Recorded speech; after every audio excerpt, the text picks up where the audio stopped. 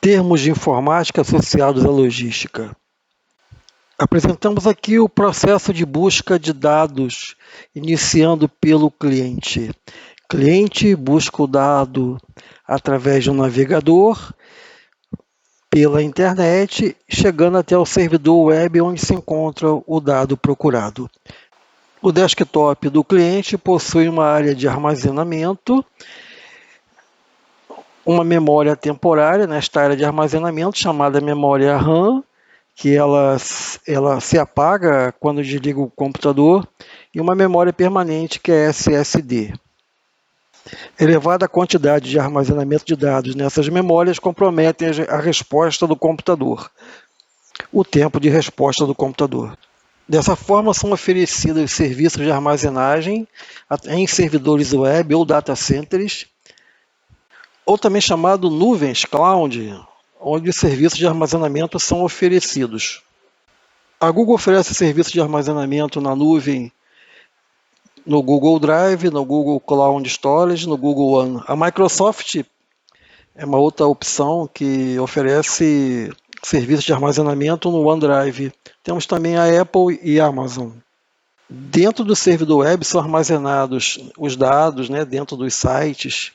Os servidores web se comportam como armazéns, grandes armazéns na área de logística, como se estivesse dando a oportunidade do cliente, ao invés de armazenar as mercadorias em seus armazéns próprios, armazenar num armazém centralizado essas mesmas mercadorias.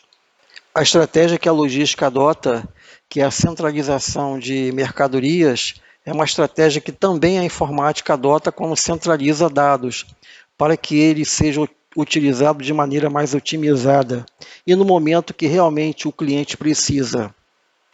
Para que um cliente consiga buscar um dado, ele precisa usar a internet. A internet, como na logística, podemos fazer uma similaridade com uma estrada. Ela representa a internet, a infraestrutura, onde existem cabos, roteadores, satélites. Para que o cliente consiga encontrar o dado procurado na internet, ele precisa chegar no dado através de uma maneira que é o navegador. O navegador ele pode ser equiparado a um caminhão, a um veículo, aonde o cliente precisa percorrer a internet até chegar ao dado. O navegador também é chamado de browser. Temos o navegador Google Chrome como exemplo, Mozilla Firefox, o Edge, são exemplos de navegadores. Para que o dado seja encontrado, precisamos agora entender a web. A web é um sistema, um software que interliga computadores instalados na internet para que o cliente consiga encontrar o dado em que está em busca. Podemos associar a web a uma loja onde se encontra uma mercadoria que o cliente está em busca. E desse ponto, para se localizar o dado, entra-se o conceito de site. O site é um local virtual, uma vitrine. O site está hospedado dentro de um servidor web. O site é acessado pela internet. Ele possui um endereço único, que é o domínio. O site contém textos, imagens, vídeos. O site é a representação online de uma organização, de uma empresa, de um indivíduo na internet. No que diz respeito ao endereço único do site, temos que comentar sobre domínio. O domínio é o endereço eletrônico de um site. E aí deve-se buscar o registro de um domínio na internet. E daí, na busca do dado, o cliente precisa encontrar o endereço eletrônico completo de qualquer elemento da internet. Isto se chama URL, que é o protocolo mais o domínio mais a extensão, mais o caminho. A URL representa realmente, assim como na logística, o local aonde o dado se encontra. E na logística é o local aonde a mercadoria se encontra. É o local exato. Como estratégia de marketing para captar cliente, existem as pop-ups. É uma estratégia de marketing para capturar potenciais clientes. É uma janela que aparece sem o aplicativo sair. São propagandas com o objetivo de se capturar clientes, principalmente observando-se as preferências, as eleições, as escolhas dos caminhos, das mercadorias, dos dados, no caso, no contexto da informática, claro.